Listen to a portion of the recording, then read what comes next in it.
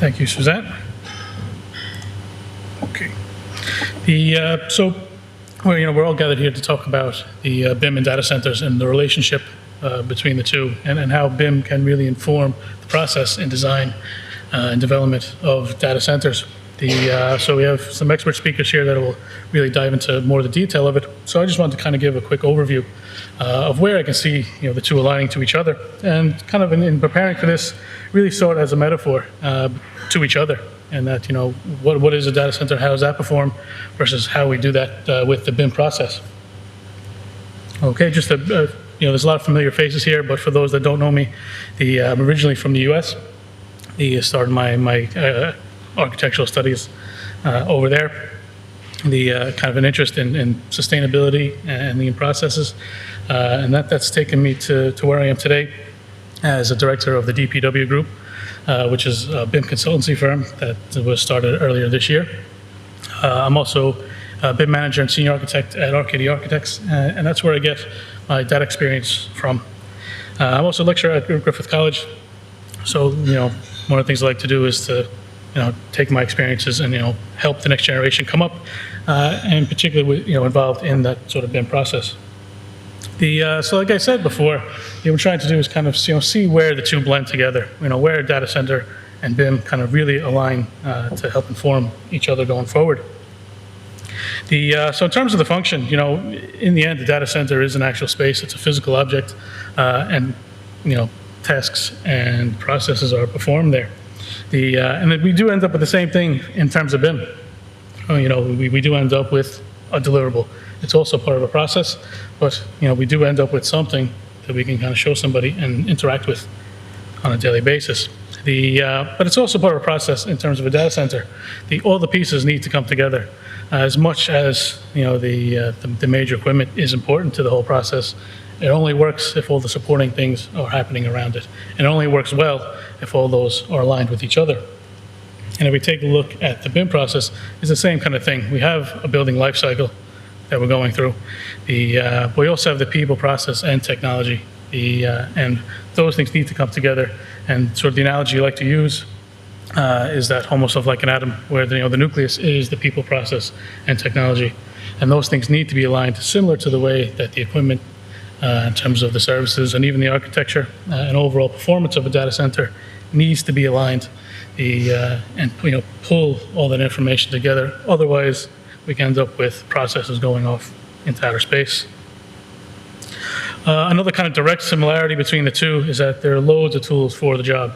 In the data center space, in terms of either co-location or kind of just storage space, or areas where high-end and very intense computing can be taking place, we have loads of different tools that we can use, right? And there's some of them that are all up there at the moment. And we have the same thing in the BIM space, is that the right tool is there for the job. We have to kind of look to see where those tools fit in together, to make sure that we're making the right selection for the right test that we're trying to provide. They're both data-driven processes as well. The image that's up there is of a control center in a data center. So you can see straight away that there's a team of people that are there dealing with information on a constant basis. And it's a bit cynical, but we're kind of doing the same thing in terms of BIM, is that we're making our decisions, intentionally making our decisions based on the information that we would have received from previous processes, as well as the BIM process that we'd be going through at the same time. And from a design perspective, there is data that needs to go into a data center. Kind of one of the reasons why Ireland is such an attractive place kind of ties into this image that's there on the lower left-hand side, which is that image highlights temperature anomalies around the world. As you can see, where Ireland is located is that we don't have those fluctuations. Okay, so consistency in approach is key to, one of the keys in selecting appropriate data center locations. And we're doing the same thing in the BIM process. Okay, we're taking the information that we have, the data that's available to us through our analysis, and making decisions based on that. And we're also it's both are performance driven. The calculation, or the simplified calculation that's up there for power utilization efficiency, is one of the metrics that's used in data center design. to understand what is the actual power required to generate this and how can we make it more efficient. We're doing the same thing kind of in the BIM space as well. So just what that quick diagram shows up there is a more traditional approach versus a BIM approach, where in the traditional side of things, we're spending a lot more time, a lot more effort, where in construction phase, where things are a lot more expensive, a lot more difficult to change, as we all know. And from the BIM perspective, what we're trying to do is shift that dynamic. Okay, so we're trying to front load the design, front load the decisions that we're making, where it's much more cheaper and much more beneficial to our clients. And what I just want to highlight here is what that actually kind of means, say, from a data center point of view, is increased performance in the actual building design does end up leading to increased performance in the products that are available to us.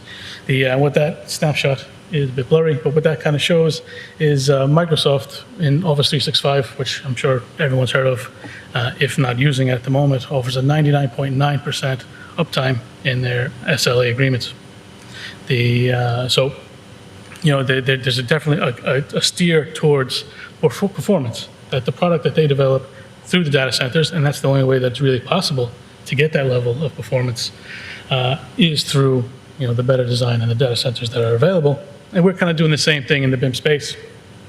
What are we trying to do? So, in that diagram on the lower right-hand side is just drag down the BIM process, and plot it against, where do we deliver benefits to our clients? And we do it in two ways. One, we try to reduce the defects, right? Reduce the risk. So that's the red line going down. And we're trying to do that by increasing the quality and the value over time.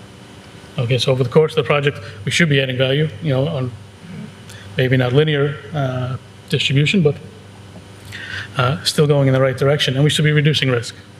Okay, so tying that back into what happens with data centers, again, the better that they perform, the more stable that they are, the higher quality service can be provided in that environment.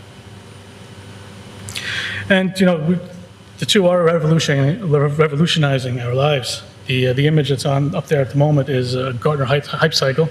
I'm sure many people have seen it before.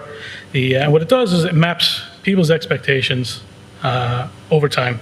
And it just highlights where technology is over that. So in the beginning, there's some sort of innovation that comes up. And then as time goes on, we think it's great, this is going to solve all the world's problems, it's fantastic. Then reality starts to set in, and we realize, okay, it's not going to do everything that we intended it to do, but as time goes on, we figure out how to use it to our advantage, really make it efficient, and eventually make things more productive. And every bit of technology that's on there, that's listed, and this happens year on year, Gartner produces these, every single one of those is tied into data centers in some way, shape, or form. That the only way that we're really going to be, going through this, and really this is where we want to be on the slope of enlightenment and the plateau of productivity, is through the high level of computing that happens through data centers. So they're incredibly important to where we are on a day-to-day basis. And the same thing happens in the BIM space. Everyone kind of seen this one before, which is the hotel in China that was 30 stories in 15 days. Okay, BIM was only part of that process, but it was enabled by through that sort of level of technology. So we can see here that procuring and then developing and constructing buildings in a much quicker way is going to have a huge impact on us. And the two that are here, making us more productive in two different ways go hand in hand. It doesn't go without challenges, though. So the image here is just an image that I found related to working in the web, cloud-related, data center-related issues. And what's interesting about this is that all I need to do really is scratch that out and put BIM, and we're dealing with the same issues. Okay, we're dealing with implementation issues.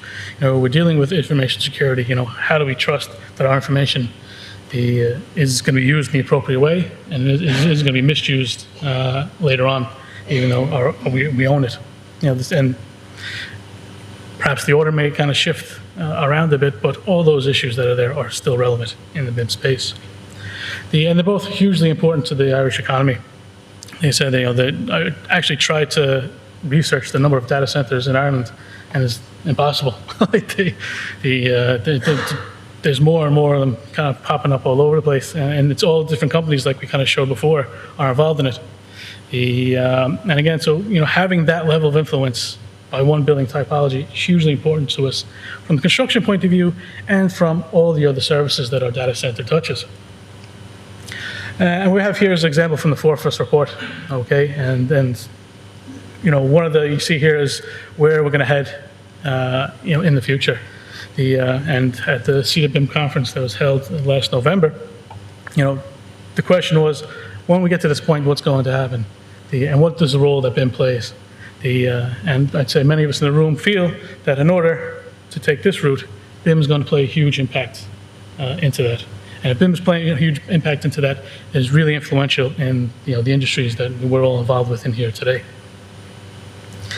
So that's enough of my introduction. Our first speaker, Emily Hickinson, she offers a kind of a unique perspective from data centers, as she started off her education from a social anthropology background.